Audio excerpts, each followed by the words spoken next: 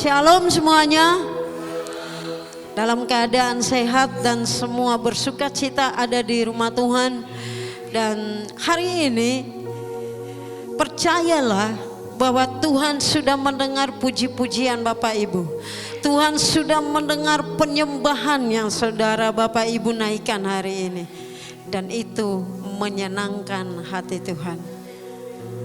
Dan biarlah kita boleh duduk diam dan dengar firman Tuhan. Dengar apa yang Tuhan inginkan kita lakukan dalam hidup kita. Bapak Ibu Saudara yang dikasihi oleh Tuhan Yesus Kristus, Amsal pasal 4 ayat 23 katakan, jagalah hatimu dengan segala kewaspadaan, karena dari situlah terpancar kehidupan. Jagalah hatimu dengan segala kewaspadaan, karena dari hatimulah terpancar kehidupan. Ada amin? Amin. Bapak Ibu Saudara, suatu ketika Yesus ada di sebuah pernikahan di Kana. Kisah ini ditulis di dalam Yohanes pasal 3 ayat 1 sampai dengan 11. Ada ibu Yesus di sana, ada Yesus dan murid-murid di sana, dan Yesus dan murid-muridnya itu diundang di dalam pesta tersebut. Dan kalau Bapak Ibu baca cerita ini, maka kita tahu bahwa itu adalah Tuhan buat mujizat di dalam sebuah pernikahan. Tuhan buat mujizat yang pertama di pernikahan itu, dan itu membuat murid-muridnya percaya kepadanya. Ayat 11 katakan begini, hal itu dibuat Yesus di Kana di Galilea sebagai yang pertama dari tanda-tandanya, dan dengan itu ia telah menyatakan kemuliaannya dan murid-muridnya percaya. Amin. Nah, karena itu Bapak Ibu, kalau kita lihat kisah ini, maka sebelum Yesus memulai pengajarannya, sebelum Yesus membuat tanda-tanda yang lain, mujizat yang lain, orang sakit disembuhkan dan sebagainya, yang pertama kali dia lakukan adalah dia membuat sebuah mujizat di sebuah rumah tangga, dan itu menyebabkan murid-muridnya percaya kepada Tuhan. Jadi sebelum orang lain percaya kepada Yesus, Yesus mau murid-muridnya percaya kepada dirinya. Amin. Jadi yang terlebih dahulu percaya kepada Sang Guru itu adalah kita, murid-muridnya. Percayakah saudara pada Yesus? Amin. Yuk. Karena itu di dalam Amsal pasal yang keempat ayat 23 tadi, saya menggarisbawahi kata karena dari situlah terpancar kehidupan. Bapak Ibu, supaya hidup kita bisa terpancar sebuah kehidupan yang sesungguhnya, firman Tuhan katakan di dalam Yohanes pasal 2 ayat 1 sampai 11 itu, yang pertama yang harus kita lakukan adalah kita memiliki hati yang selalu mengundang Yesus. Amin. Jadi yang pertama yang harus kita lakukan supaya terpancar kehidupan yang sesungguhnya di dalam hidup kita adalah hati yang selalu mengundang Kristus. Firman Tuhan di ayat yang kedua di dalam Yohanes pasal 2 tadi, Yesus dan murid-muridnya diundang juga di dalam perkawinan itu.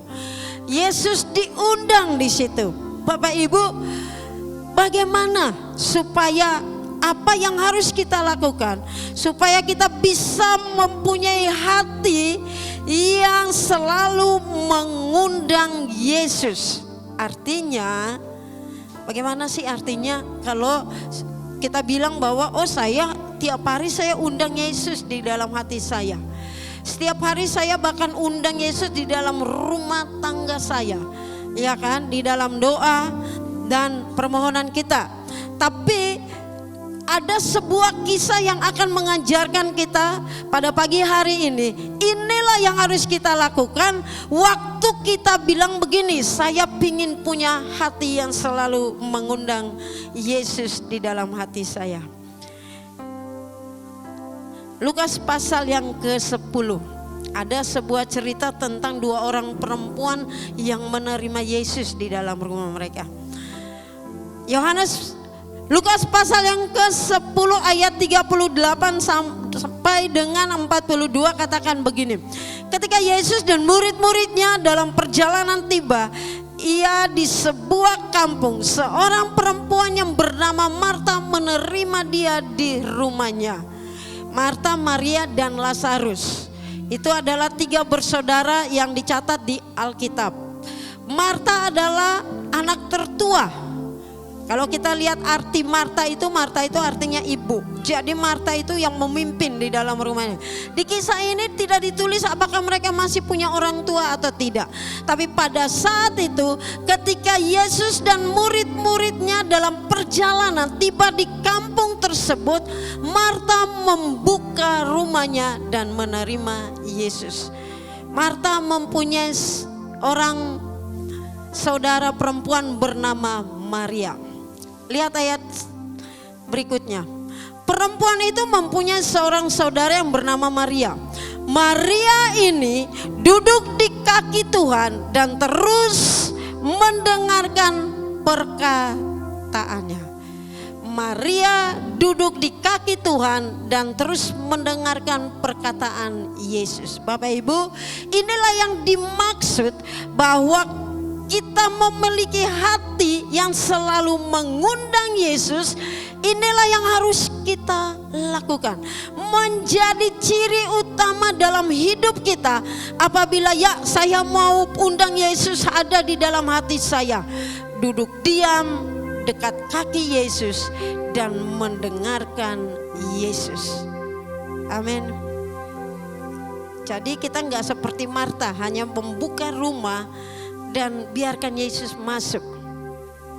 Kalau kita baca cerita ini cukup singkat tapi menarik untuk dipelajari. Marta membuka rumahnya untuk menerima Yesus dan Maria duduk dekat kaki Tuhan. Bapak Ibu Saudara yang dikasihi oleh Tuhan Yesus Kristus, akhir-akhir ini ketahuilah Yesus ingin supaya kita punya waktu untuk duduk diam di kakinya, mendengarkan suaranya. Kita lihat respon dari 2 saudara ini waktu terima Yesus di dalam rumah mereka. Marta sibuk masak, Marta sibuk bekerja. Akibatnya Marta waktu ketemu Yesus, waktu Marta bertemu Yesus, ini yang dia lakukan. Tuhan, ayat 40. Tuhan, tidakkah engkau peduli bahwa saudaraku membiarkan aku melayani seorang diri? Suruhlah dia membantu aku. Jadi Marta lebih mementingkan semua yang bersifat jasmani. Tidaklah salah kalau kita bekerja. Tidaklah salah kalau kita mempersiapkan rumah kita untuk terima Yesus. Tidaklah salah. Tapi waktu hari ini saya dan saudara belajar bahwa supaya terpancar kehidupan di dalam hidup kita, maka milikilah hati yang selalu mengundang Yesus. Dan apa yang harus kita lakukan? Duduk diam di kaki Tuhan. Dengarkan Dia. Itu sebabnya waktu saudara datang dari rumah saudara, saudara mempersiapkan waktu itu belumlah cukup. Saudara berdandan untuk datang ke rumah Tuhan itu belumlah cukup. Tapi yang Yesus mau saat waktu kita datang ke rumah Tuhan, kita mencari Dia supaya Dia dekat di hati kita. Kita ada 2 yang kita lakukan. Biarkan Tuhan mendengarkan puji-pujian kita dan penyembahan kita, amin. Karena itu waktu engkau memuji Tuhan, waktu engkau menyembah Tuhan, memuji dan menyembahlah dengan benar. Karena Tuhan melihat dan mendengar itu. Dan saat ini waktu saudara duduk diam dan dengar firman Tuhan, dengarlah dengan sikap hati yang baik. Amin. Karena Tuhan melihat hati kita. Setuju? Haleluya. Baik. Karena itu Bapak Ibu, kita lihat bahwa ada perbedaan waktu kita hanya menerima Yesus di rumah kita dan waktu kita menerima Yesus di hati kita. Ada perbedaan kalau rumah kita dibuka untuk Tuhan dan hati kita dibuka untuk Tuhan. Waktu kita ada dalam masalah dan persoalan itu akan kelihatan perbedaannya. Bapak Ibu, kalau kita baca tentang kisah Marta dan Maria ini, Yohanes pasal yang ke-11, di situ menuliskan tentang Lazarus mati. Amin. Lazarus mati dan dibangkitkan di sana. Kita lihat yuk Yohanes pasal 11. Lazarus dibangkitkan. Ini perbedaannya. Perhatikan ini baik-baik. Orang yang hanya membuka rumah tapi tidak membuka hati, dan orang yang membuka rumah dan membuka hati dan memiliki hati yang selalu mengundang Yesus di dalamnya. Perbedaannya pada saat dia ada di dalam masalah dan persoalan. Diceritakan waktu itu bahwa Lazarus, saudara laki-laki satu-satu mereka, Marta dan Maria, itu mati. Nah, responnya waktu Marta dan Maria bertemu dengan Yesus saat itu. Yang ketemu dengan Yesus saat itu yang pertama hanya adalah Marta. Marta yang lebih dahulu bertemu dengan Tuhan. Perhatikan kata-kata yang mereka sampaikan kepada Yesus. Sama. Yaitu apa? Ayat 21 bilang gini. Ayat 20, ketika Marta mendengar bahwa Yesus datang, ia pergi mendapatkannya. Tetapi Maria tinggal di rumah. 21, maka kata Maria kepada Yesus, Tuhan, sekiranya engkau ada di sini, saudaraku pasti tidak mati. Sama dengan waktu Maria ketemu Tuhan. Ayat 32, Tuhan, sekiranya engkau ada di sini, saudaraku pasti tidak mati. Dua pernyataan yang datang yang sama, yang datang daripada dua bersaudara ini. Tapi yang menjadi perbedaan, waktu Marta ketemu dengan Tuhan, dia datang dengan kebanyakan ngomong. Marta ini tipe orang yang kebanyakan ngomong dan akibatnya kesannya dia mengatur Yesus. Dia bilang, Tuhan, sekiranya kalau engkau ada di sini, saudaraku tidak mati. Tetapi sekarang pun, ayat 22, tetapi sekarang pun aku tahu bahwa Allah akan memberikan kepadamu segala sesuatu yang engkau minta kepadanya. Kata Yesus kepada Marta, saudaramu akan bangkit. Lihat ini Marta kebanyakan ngomong ya. Ayat 24 dia bilang gini, kata Marta kepadanya, aku tahu bahwa ia akan bangkit pada waktu orang-orang dibangkitkan pada akhir zaman. Jawab Yesus, akulah kebangkitan dan hidup. Barang siapa percaya kepadaku, ia akan hidup walaupun sudah mati. Dan setiap orang yang hidup dan yang percaya kepadaku tidak akan mati selama-lamanya. Percayakah engkau akan hal ini? Jawab Marta, ya Tuhan, aku percaya bahwa engkaulah Mesias anak Allah, dia yang akan datang ke dalam dunia. Dia bilang dia percaya. Kebanyakan ngomong sehingga Yesus perlu menanyakan, percayakah engkau padaku? Kadang-kadang hidup kita juga seperti itu. Waktu kita ada dalam masalah dan persoalan, kita lupa bahwa kita mengundang dia untuk terus hadir di dalam hati kita. Kita punya hati yang terus mengundang Tuhan. Kita juga sama seperti Marta. Tuhan, bla bla bla. Tuhan, jadi kita seperti menggurui Tuhan. Sehingga kadang-kadang Tuhan perlu bilang kepada kita, percayakah engkau? Dengan demikian saya ingat Waktu Tuhan tanya kepada salah seorang muridnya, percayakah engkau padaku? Simon Petrus ya. Sampai 3 kali ditanya, Tuhan engkau tahu aku percaya padamu. Bapak Ibu Saudara, tetapi lihat respon yang dilakukan oleh Maria. Ayat 32 begini. Tiba Maria di tempat Yesus berada dan melihat Yesus. Waktu Maria melihat Yesus, dia tersungkur di situ. Firman Tuhan bilang apa? Maria tersungkur di depan kaki Yesus dan berkata, Tuhan, sekiranya engkau ada di sini, saudaraku pasti tidak mati. Ketika Yesus melihat Maria menangis, jadi Maria datang dengan menangis. Maria datang dengan penuh kerendahan hati, tersungkur di kaki Yesus dan mengatakan apa yang ada di dalam hatinya. Dan tangisan itu membuat Yesus juga ikut bersedih. Tangisan itu, waktu dia tersungkur, dia menangis, dia menyerah kepada kedaulatan Yesus. Itu menarik perhatian Yesus pada saat itu. Diceritakan bahwa Yesus menangis, Yesus sedih, lihat itu. Dan Yesus pergi ke kuburan Lazarus dan menanyakan, di mana kuburan Lazarus? Buka tutupnya. Tapi sekali lagi Marta bilang begini. Ini Marta. Sekali lagi Marta bilang gini. Waktu Yesus bilang angkat batu itu, buka tutupnya, ayat 40. Ayat berikutnya Marta bilang, Tuhan dia udah mati 4 hari. Dia sudah bau. Itu Marta. Tadi dia baru bilang dia percaya. Tapi akhirnya dia bilang, Tuhan dia sudah 4 hari mati. Bapak Ibu Saudara yang dikasihi oleh Tuhan Yesus Kristus. Inilah yang membuat perbedaan di antara kita waktu kita meminta untuk terus mengundang Yesus untuk hadir di dalam hati kita. Adalah waktu kita ada dalam persoalan. Orang-orang yang selalu mengundang Yesus untuk ada di hatinya. Waktu dia ada masalah dan dia ada persoalan, dia tidak ceritakan kemana-mana.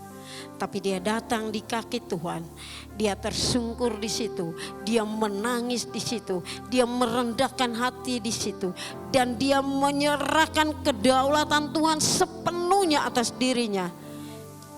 Dan dia tidak banyak ngomong, tapi dia lebih mendengarkan Tuhan, dia lebih melihat solusi apa yang Tuhan berikan kepada dia. Karena itu Bapak, Ibu, Saudara yang dikasihi oleh Tuhan Yesus Kristus, mari miliki hati yang selalu mengundang Yesus dalam hatimu. Supaya hidup yang sesungguhnya itu akan terpancar di dalam kehidupanmu dan orang melihatnya.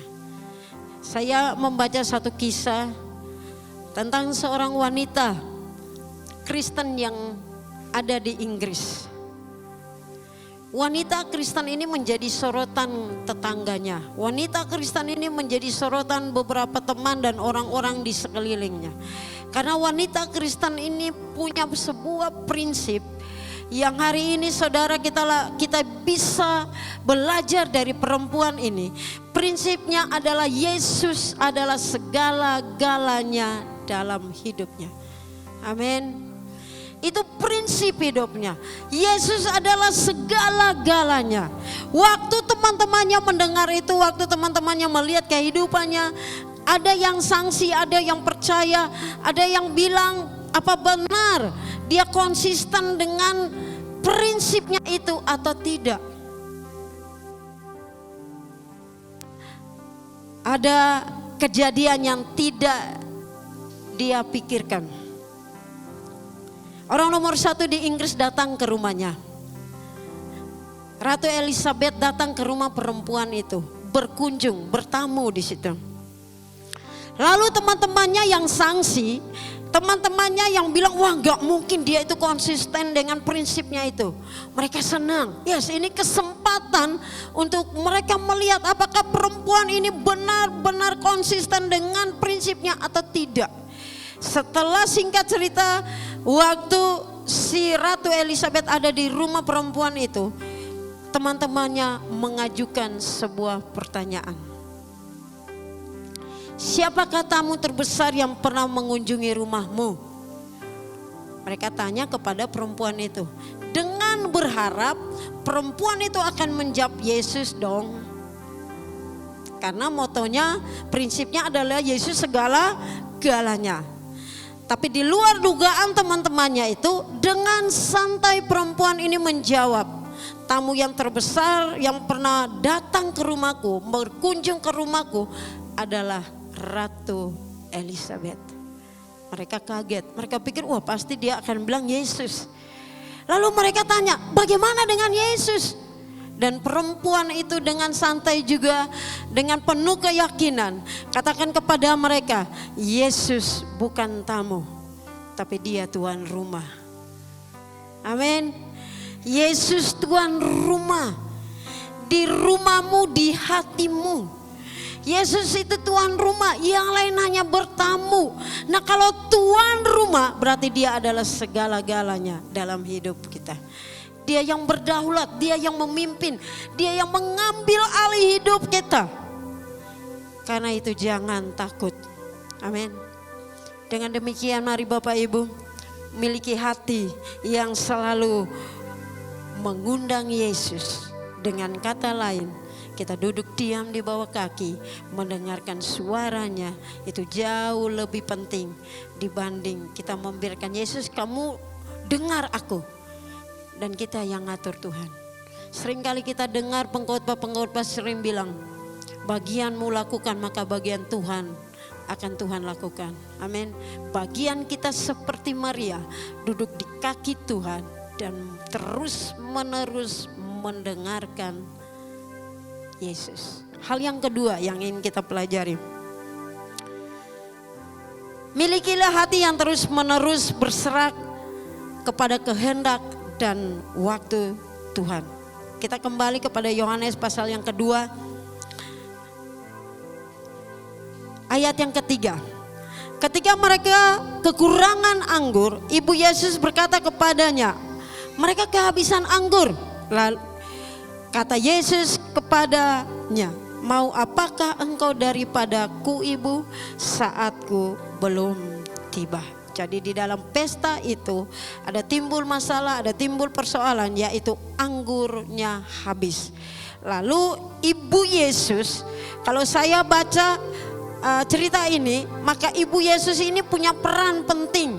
Tidak ditulis bahwa dia diundang, tapi dia ada di situ. Dan waktu rumah itu, pesta itu kehabisan anggur, dia peduli. Berarti dia orang yang penting di dalam rumah itu. Dan dia datang kepada Yesus, dia datang ke orang yang tepat, tapi waktunya belum tepat. Amin. Dia bilang mereka kehabisan anggur. Dan Yesus bilang kepada ibunya, mau apakah engkau daripadaku? Waktuku belum tiba. Bagi Yesus Ibu, bagi Ibu Yesus, yaitu kehabisan anggur itu adalah hal yang sangat kritis, hal yang sangat tidak harus terjadi di dalam sebuah pesta pada saat itu, sehingga dia harus mengambil satu keputusan untuk datang kepada Yesus dan memberitahukan persoalan itu. Tapi Yesus menjawabnya bahwa waktuku belum tiba. Artinya Yesus di dalam kehidupan kita, Yesus di dalam persoalan ini, dia tidak peduli segenting apapun masalahnya. Dia tidak peduli seberat apapun itu. Yang Yesus peduli adalah saat Bapaknya berkenan untuk menyatakan sesuatu kepadanya, baru dia katakan. Bapak Ibu Saudara yang dikasihi oleh Tuhan Yesus Kristus, terkadang dalam hidup ini kita seperti itu. Seolah-olah kita berat ada di dalam masalah persoalan. Seolah-olah kita sudah doa bertahun-tahun tapi enggak dijawab-jawab. Seolah-olah kita sudah habis akal dan menyerah kepada Tuhan. Tapi hari ini kita belajar bahwa kita harus punya hati yang terus menerus berserah kepada kehendak dan waktu Tuhan. Tuhan tidak pernah cepat dan tidak pernah lambat untuk menjawab doa kita, selalu pas. Waktu kita beda dengan waktu Tuhan. Kehendak kita beda dengan kehendak Tuhan. Karena itu saudara yang dikasihi oleh Tuhan, minta itu terus. Tuhan, aku pingin hati yang terus menerus berserah kepada kehendak. Tapi Bapak Ibu, hari ini kita mau belajar.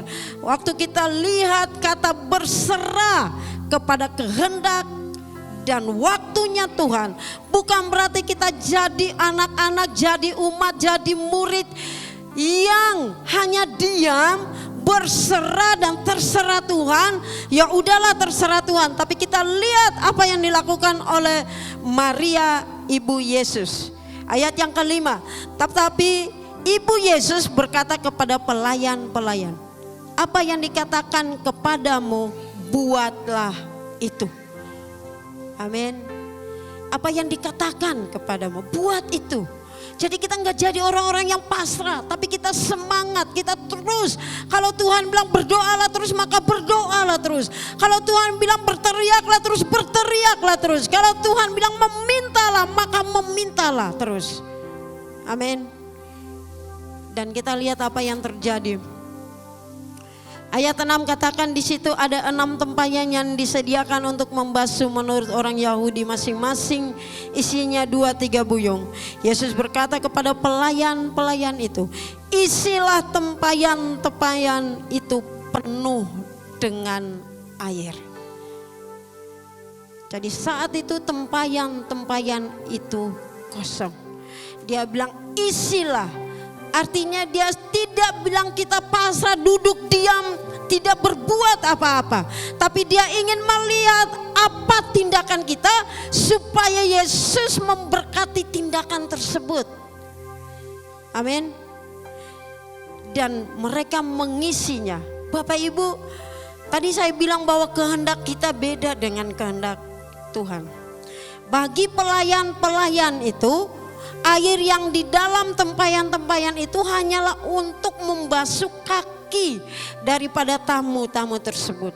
Tapi bagi Yesus, air yang kelihatan sederhana itu, air yang mungkin hanya maknanya untuk mencuci kaki orang-orang yang datang saat itu. Dan itulah yang Tuhan pakai untuk menjadikan mujizat pertamanya di Kana. Apa yang ada pada kita, itu yang Tuhan mau lihat. Sesederhana apapun itu. Mungkin kita hanya punya kekuatan sedikit, Tuhan melihat kekuatan ini. Tuhan menghargai jeripaya kita. Tuhan menghargai usaha kita. Bukan berarti Tuhan gak bisa, Yesus saat itu gak bisa bilang gentong yang kosong itu gak usah isi. Nanti juga simsalabim ada anggur di situ. No. Tapi Tuhan bilang isi gentong-gentong itu. Isi tempayan-tempayan itu dengan air. Bapak Ibu Saudara, semua tidak ada yang mustahil bagi Tuhan. Tapi Tuhan ingin melihat kerja keras kita. Kalau kita nggak bisa hidup dengan berpangku tangan dan menantikan mujizat itu terjadi. Dengan demikian hari ini kita belajar bahwa kita harus melihat, kita harus meminta kepada Tuhan. Tuhan, aku mau miliki hati yang terus menerus berserah kepada kehendak dan waktu Tuhan. Karena waktu Tuhan itulah yang terbaik dalam hidup kita. Dan yang terakhir kita mau belajar, miliki hati yang menyadari keunggulan pemberian Tuhan. Amin. Miliki hati yang menyadari keunggulan dari pemberian Tuhan. Bapak Ibu, manusia bisa memberikan kita yang baik. Tapi yang baik dari manusia itu sementara adanya. Tapi Yesus bisa beri kita yang baik, bahkan yang terbaik di antara yang baik dan sifatnya kekal. Kalau kita baca terus di dalam cerita tentang perkawinan di Kana ini, ayat 8 katakan, lalu kata Yesus kepada mereka, sekarang cedoklah dan bawalah ke pemimpin pesta. Lalu mereka pun membawanya. Setelah pemimpin pesta itu mengecap air yang telah menjadi anggur itu. Dan ia tidak tahu dari mana datangnya, tetapi pelayan-pelayan yang mencedok air itu mengetahuinya.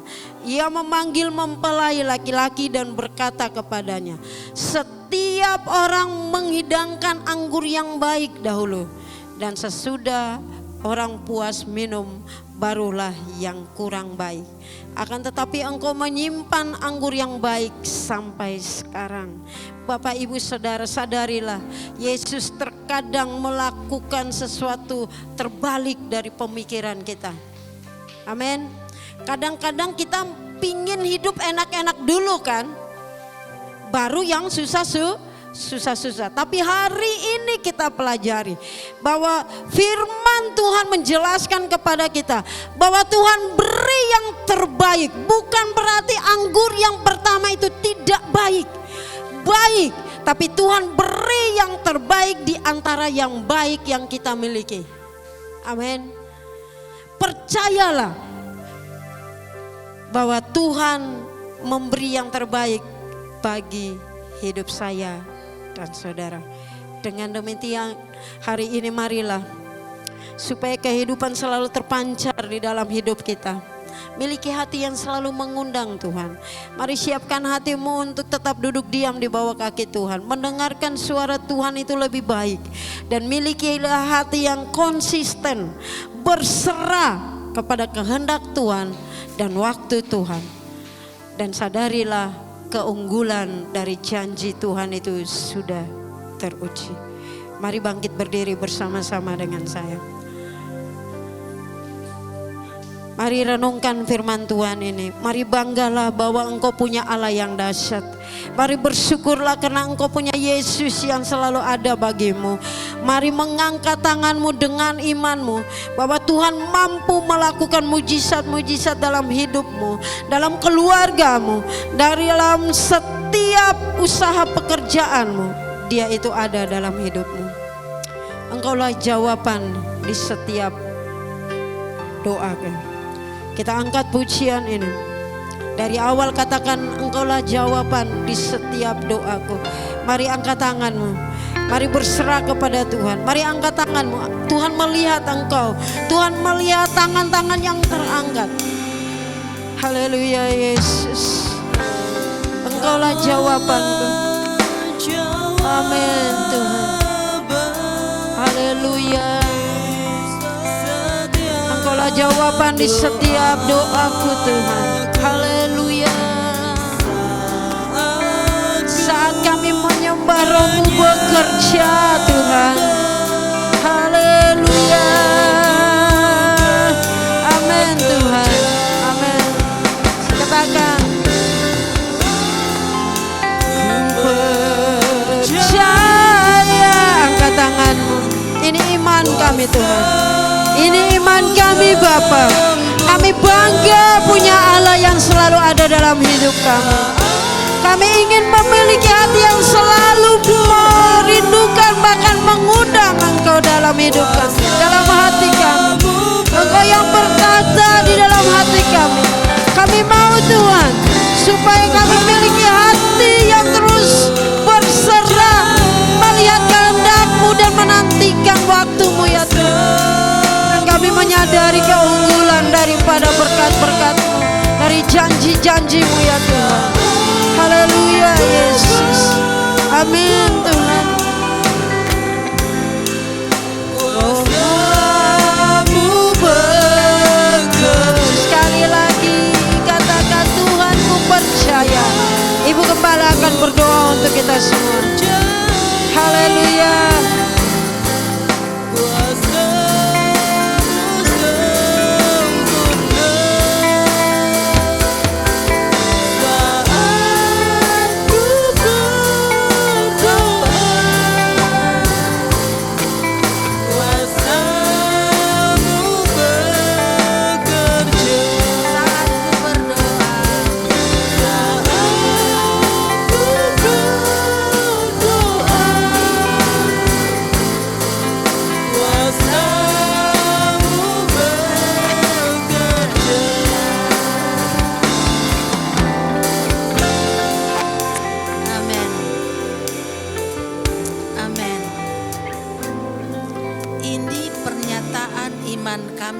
kepadamu ya Tuhan. Pada saat kami percaya, maka kuasa-Mu sempurna di dalam kehidupan kami. Dan pada saat kami berdoa kepadamu, kuasa-Mu bekerja mengatasi setiap pergumulan hidup kami, mengatasi setiap beban-beban kehidupan kami. Karena Engkau Allah yang selalu peduli dengan kehidupan kami. Engkau Allah yang begitu mengasihi kami. Tuhan, tolong kami agar kami menjadikan Engkau sebagai Tuhan dan Raja dalam kehidupan kami. Sehingga seluruh kehidupan kami Engkau yang mengendalikannya. Biarlah kami terus memandang kepadamu, terus berharap kepadamu, terus bersandar kepadamu, dan bukan bersandar kepada kekuatan manusia, tetapi berharap dan bersandar hanya kepada Tuhan. Terima kasih Tuhan, hamba-Mu sudah berhenti berbicara, tetapi biarlah Roh Kudus-Mu terus berbicara bagi kami, sehingga kami selalu berusaha untuk menjaga hati kami dengan segala kewaspadaan dan membiarkan Engkau terus berkuasa memimpin hidup kami, sehingga dari hati kami terpancar kehidupan. Terima kasih Tuhan. Hamba berdoa buat seluruh sidang jemaat-Mu yang hadir pada pagi hari ini. Apapun beban kehidupan mereka, Engkau adalah jawabannya. Ada di antara kami atau di antara saudara-saudara kami yang saat ini sedang sakit, yang mungkin sedang terbaring di rumah sakit. Engkau Allah yang akan menyembuhkan, karena Engkaulah Allah sang penyembuh itu. Ada di antara saudara kami yang saat ini sedang kekurangan. Mereka membutuhkan pertolongan-Mu. Jadikan kami sebagai tangan Tuhan yang terulur untuk menolong dan memberkati mereka.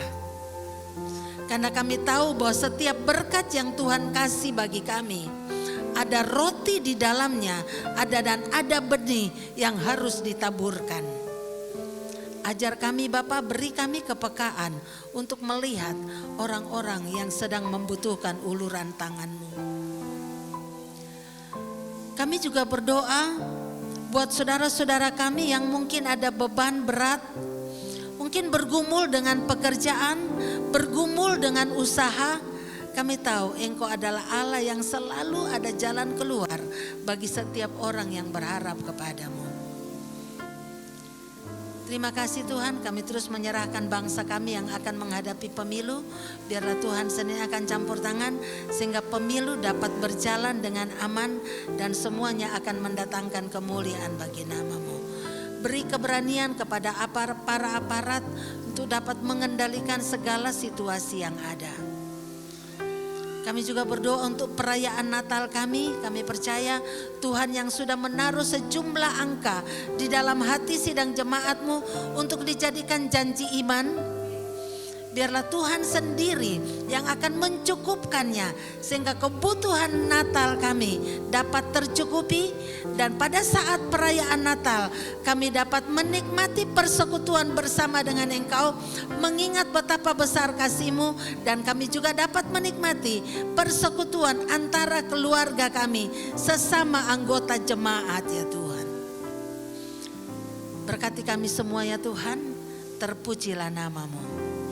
Bapa kami yang di surga, dikuduskanlah nama-Mu, datanglah kerajaan-Mu, jadilah kehendak-Mu di bumi seperti di surga. Berikanlah kami pada hari ini makanan kami yang secukupnya, dan ampunilah kami akan kesalahan kami, seperti kami juga sudah mengampuni orang yang bersalah kepada kami. Dan janganlah membawa kami ke dalam pencobaan, tapi lepaskanlah kami daripada yang jahat. Karena Engkau-lah yang mempunyai kerajaan dan kuasa dan kemuliaan sampai selama-lamanya. Angkatlah kedua tangan saudara di hadapan Tuhan dan terimalah berkat Tuhan.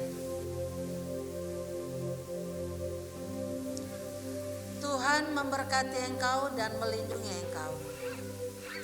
Tuhan menyinari engkau dengan wajah-Nya dan memberi engkau kasih karunia. Tuhan menghadapkan wajahnya kepadamu dan memberi engkau damai sejahtera. Kiranya damai sejahtera Allah yang melampaui segala akal menguasai hati, pikiran dan perasaan kita semua mulai hari ini sampai Maranatha Tuhan Yesus datang kembali untuk menjemput kita sebagai mempelainya. Terima kasih Tuhan. Haleluya. Amin. Bapa terima kasih.